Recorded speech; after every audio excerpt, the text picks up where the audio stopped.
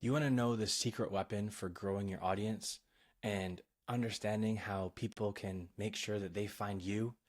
Maybe you're in a position where you blink and it seems like there's 10 more different pieces of content that are there for you to consume when you're logged into your YouTube or your social media.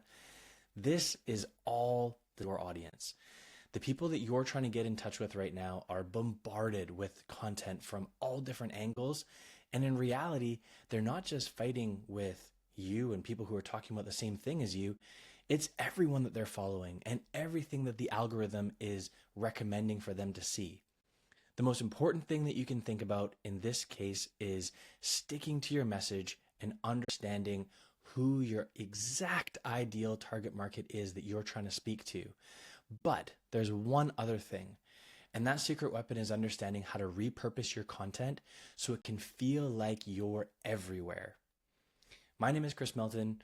I am a marketing geek and I run a couple of marketing agencies, 323 Media, The Content Machine, Super Social Media, and I love talking about marketing and seeing people grow their brands, whether it's themselves or their companies. And this is something that we do in our business, and I want to share a little bit with that with you today. So I'm going to explain how we create content for ourselves so that you can get an idea of how repurposing content works for you and how it can work in your business without really doing a whole lot more. So the way that we look at repurposing content is as a content waterfall. And the reason that we look at it this way is because we've taken a look at how content from one format translates to another format.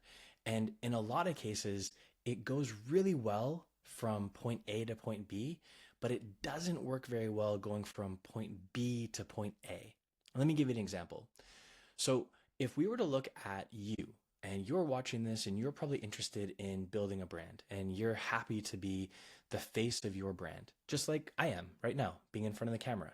I know that this is something that is really hard for anyone else in our company to do because I'm the face of the brand and it's the companies that I own.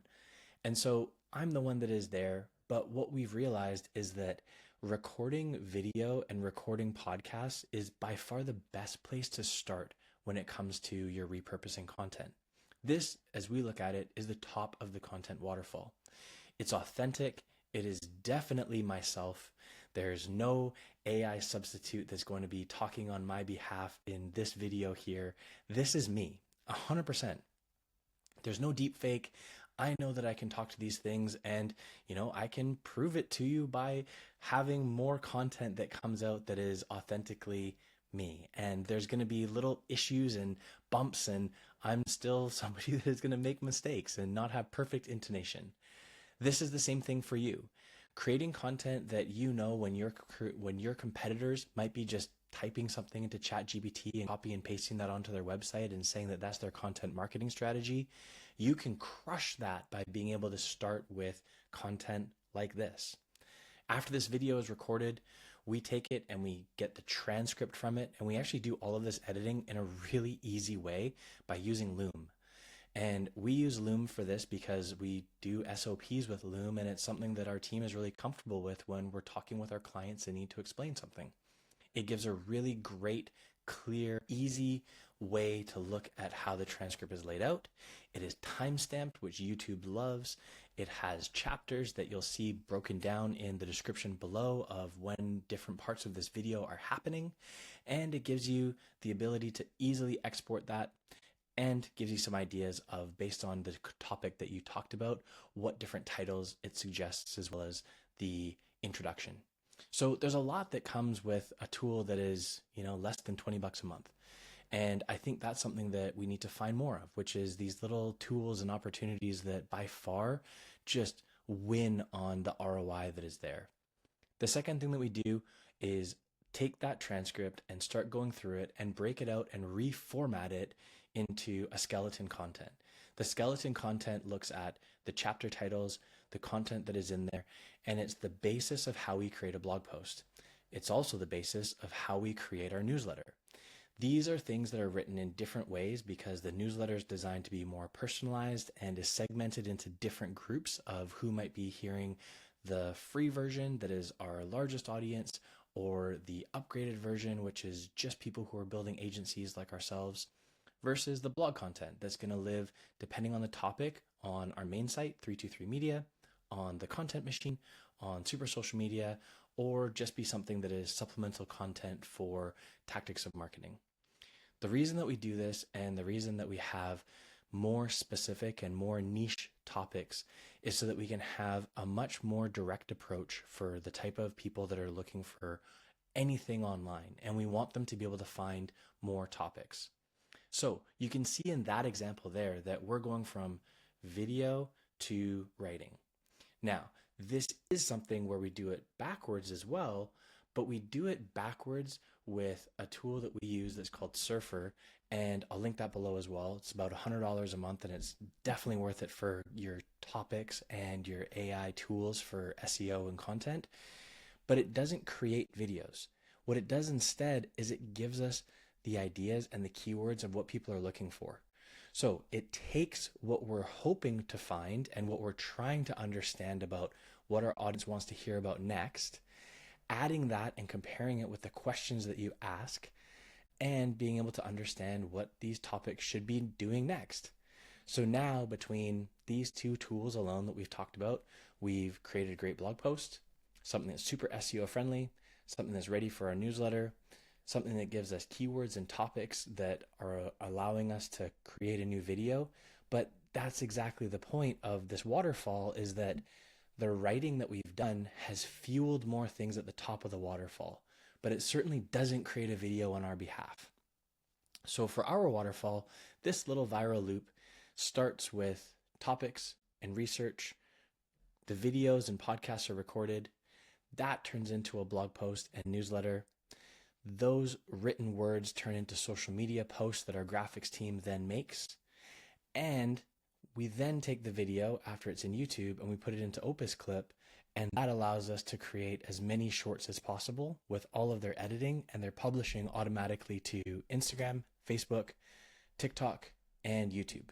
And so you'll be able to see those short clips that are actually created 80% with an AI tool that's actually listening to the transcript and trying to put the full thoughts together. In some cases, it'll clip 10 seconds. In other cases, it'll be clipping almost the full 2 minutes the different platforms will allow. So within this, I've now talked about 3 tools, and you almost have this full ecosystem of being able to dominate on 5 different platforms plus your website. And your website is the most important because you want to be able to capture all of those leads. You own the space that your website is on, and it allows you to start communicating with people as they become leads and get on your list by having a newsletter that is perfectly curated to the people that are signing up to your list. So that is how we take one piece of content that is created and recorded. We're creating that and recording that with the confidence that our audience wants to see it. And regardless of the number of views that we see on YouTube, we know we're going after a quality approach, not a quantity approach. I would much rather have the right person who's a prospect get into our inbox and become a client than get thousands and thousands of views when those people might just be curious.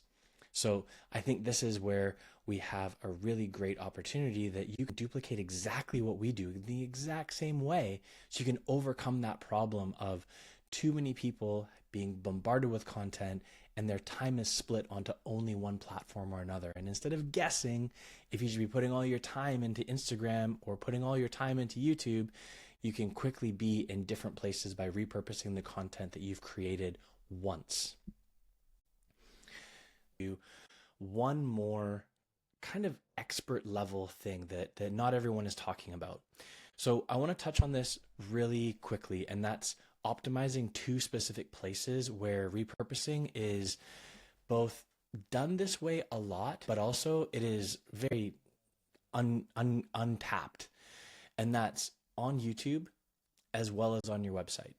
So if we were to look at this particular video, and if we were to break it down into a post, and I'm not saying this is exactly how it's going to go because we deal with that down the waterfall, but if we were to say that there's 5 different ways that we're going to repurpose content, those 5 things at this point in time with this one piece of content are going to be maybe a paragraph each. And so it'll talk about all the different ways, 5 bullet points, 5 ways to repurpose content, let's say. After we see that that is recorded and it's posted into all the different platforms that we've talked about now, and we see that it's starting to get traction, this is where the future of content repurposing really matters. And that's instead of taking something that is big and broad and changing the format and then chopping it down so that it's more digestible, it's actually doing the opposite. It's actually beefing it up and creating more depth to the content. So within each of those things, we've talked about 5 ways to repurpose content. When we see that there's traction that's starting to happen there, each of those 5 things will now deserve their own video and their own blog post and their own guide. So when somebody touches on this one video that is performing really well, there's going to be 5 more videos that give them the more in-depth tutorial on YouTube, and have 5 internal links to 5 more articles that break down those specific steps in much more detail. This is the end of the content waterfall, and it's content clustering. And this clustering is something that I think is much more important than being able to be seen at the top of the funnel, because once somebody starts getting into your ecosystem and wants more information, you're showing them that you're not just the introduction, you're not just the 101. You provide the depth and the understanding to help them along their journey the entire way, not just giving them an introduction. Majority of content that is online is really short form. And that's because we've been told by the audiences that that's what they'll consume. 5 seconds here, 10 seconds there, 1 minute there. But there's also this other form of content that performs really well, and that's long form content. Long form content in email newsletters, as well as long form content on blog posts, makes for a really great argument that there's a lot of people out there who are looking for depth. That depth comes with a much higher likelihood of somebody converting into a customer or clicking on your affiliate link and being able to have a sale. They're doing their research, they're looking for depth, and they're probably not finding it anywhere else. You can think of that first piece of content as an introduction or a 101 course like first year in university, and then the other 5 pieces finishing the degree and getting people to the finish line. So that is kind of the opposite side of repurposing to get more views, because you're repurposing to get more depth and more conversions. It's like the old saying of being well known versus being known well. In the long form world, being known well is much more important because you have your specific audience hanging off of every word that you say, and they want to take advantage of all of your information so they can put it in practice. Give it to them. Take the time to create that content that you know is going to perform and that you know is going to add value to people. It starts with those few little tools that I mentioned that I'll link below. And if you're interested in how you can scale and where you can find more opportunities to grow, check out this video right here. I went through this in our last video because it was a great opportunity to look at how personal branding is growing and how building your brand in 2025 and beyond is going to be the way that you're going to be able to scale your business. Check it out.